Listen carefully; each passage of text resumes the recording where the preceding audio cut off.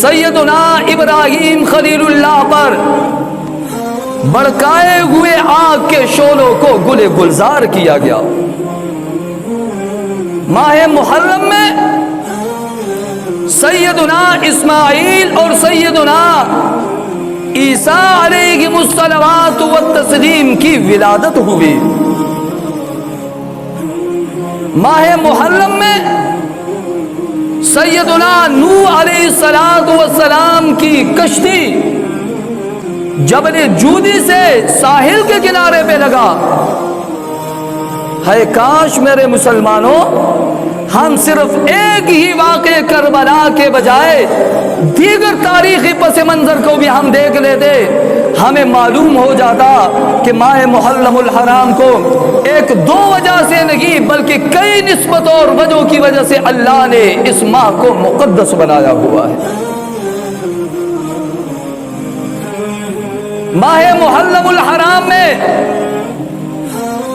سیدنا موسیٰ علیہ السلام کی ضرب کریمی فتح آشنا ہوئی۔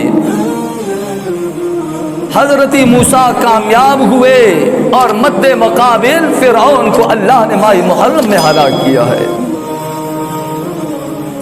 ماہ محرم میں آسمان سے زمین پر بارش کا پہلا قطرہ برسا ہے۔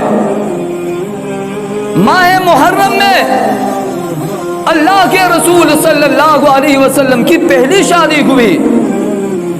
ماہ محرم میں حضرت علی کی اللہ کے رسول کی سب سے چھوٹی اور لاڈلی بیٹی حضرت فاطمہ کے ساتھ نکاح ہوا۔